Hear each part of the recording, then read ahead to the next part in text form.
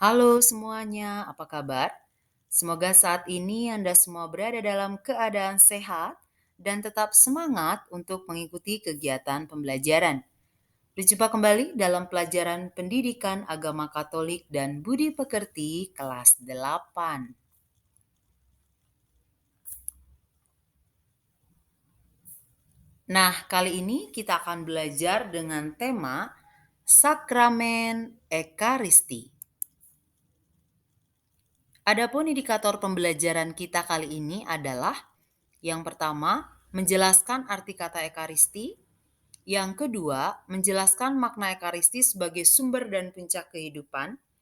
Yang ketiga, menyebutkan susunan besar tata perayaan ekaristi. Yang keempat, menyebutkan hal-hal yang harus diperhatikan dalam ekaristi. Dan yang kelima adalah menjelaskan buah atau rahmat dari sakramen ekaristi. Sekarang mari kita lihat yang pertama ya. Ekaristi itu berasal dari bahasa Yunani, yakni eukaristien atau eukaristia, yang berarti puji syukur dan kegembiraan. Nah, kalau ekaristi itu adalah puji syukur dan kegembiraan, lalu maknanya bagaimana ya? Seperti apa? Ekaristi adalah puji syukur dan kegembiraan. Dengan demikian, ekaristi dipandang sebagai satu, syukuran dan pujian kepada Bapa.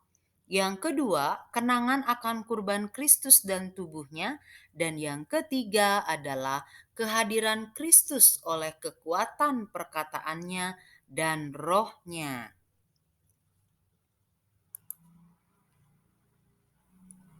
Nah, sekarang mari kita lihat dasar biblis dari sakramen ekaristi. Ya, dasar biblis dari sakramen ekaristi adalah peristiwa perjamuan malam terakhir di mana Yesus makan bersama para muridnya sebelum Yesus ditangkap.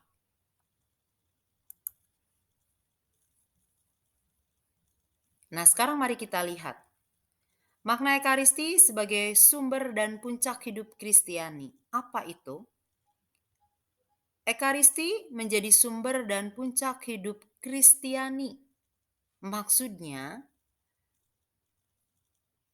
mempunyai arti bahwa di dalam perayaan Ekaristi seluruh pengalaman kehidupan baik dengan Allah dan sesama mengalami kepenuhannya atau mendapatkan rahmat dan kekuatan. Ya, kita melakukan aktivitas dari Senin sampai Sabtu, kemudian hari Minggu kita mengikuti perayaan Ekaristi. Di dalam Ekaristi itu seluruh pengalaman hidup kita, mulai dari hari Senin sampai Sabtu, ya, dari seluruh hari itu, bagaimana relasi kita dengan Allah dan sesama, mengalami kepenuhannya, ya, mendapatkan rahmat dan kekuatan di dalam Ekaristi. Kemudian yang kedua, ya, Ekaristi sebagai puncak hidup Kristiani artinya bahwa perayaan Ekaristi merupakan perjamuan sakramental yang menjadi puncak kegiatan orang Kristiani.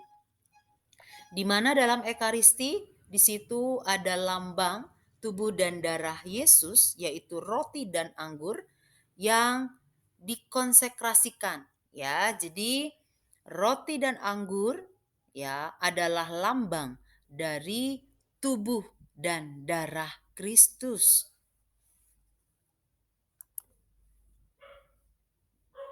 Nah, sekarang mari kita lihat ada 4 bagian besar susunan tata perayaan Ekaristi.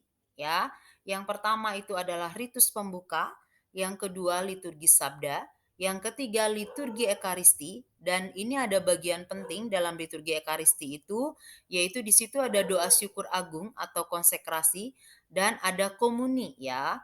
Konsekrasi di mana air dan anggur diubah menjadi tubuh dan darah Kristus, ya, di situ. Kemudian yang terakhir adalah ritus penutup. Ya, jadi ada 4 bagian besar tata perayaan Ekaristi dan Biasanya dalam ritus pembuka itu terdiri dari mulai dari perarakan, ada lagu pembuka, doa pembuka, ya, dan lain sebagainya, ya. Ini hanya 4 bagian besarnya saja. Kemudian mari kita lihat, ya, Anda harus tahu bahwa roti dan anggur yang telah diberkati atau dikonsekrasikan benar-benar berubah menjadi tubuh dan darah Tuhan Yesus. Ya, jadi bukan hanya sekedar roti biasa, hosti biasa. Tubuh dan darah Kristus yang kita santap dan minum dalam Ekaristi hendaknya menjadi sumber hidup kita. Oleh karena itu, kita dianjurkan untuk mengikuti perayaan Ekaristi harian atau devosi pada sakramen Maha Kudus. Ya, Anda harus tahu ini. Kemudian ini hal yang penting juga di dalam Ekaristi, ya. Hal-hal yang harus diperhatikan dalam Ekaristi atau saat Ekaristi, ya, pada saat kita akan mengikuti Ekaristi dan pada saat kita mengikuti Ekaristi. Yang pertama, hadir sebelum perayaan Ekaristi dimulai, diusahakan tidak terlambat, ya. Kemudian yang kedua, berpakaian dengan baik dan sopan, ya. Yang ketiga, menjaga suasana hening dan tenang, ya. Kemudian yang keempat, berpuasa 1 jam sebelum misa. Kemudian yang kelima, tidak makan atau ngemil selama Ekaristi, ya. Yang keenam, aktif bernyanyi dan menjawab seruan, baik dari imam atau petugas lektor, ya. Jadi kita tidak hanya berdiam saja. Kemudian yang ketujuh, yang berhak menerima hosti kudus adalah yang sudah menerima komuni pertama, ya. Jadi walaupun Anda sudah dibaptis tetapi belum menerima komuni pertama, tidak berhak untuk menerima hosti kudus. Kemudian yang kedelapan, menjawab amin saat menerima hosti kudus. Yang kesembilan, setelah komuni tidak langsung pulang, ya. Yang kesepuluh, mengikuti perayaan Ekaristi dari awal sampai akhir, ya. Jadi hadir tidak terlambat dan tidak pulang duluan juga, ya. Jadi dari awal sampai akhir. Nah, sekarang mari kita lihat buah atau rahmat dari sakramen Ekaristi itu apa, ya.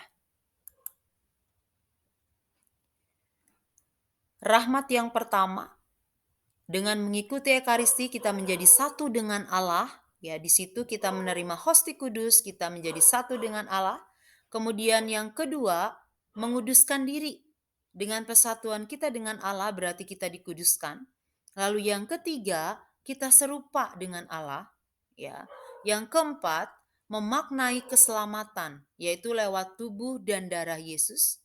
Yang kelima, mengucap syukur, dan yang keenam, menjadi pewarta Injil, ya.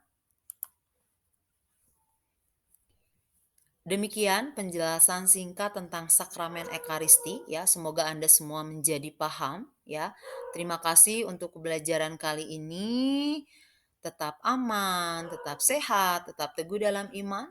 Tuhan Yesus memberkati.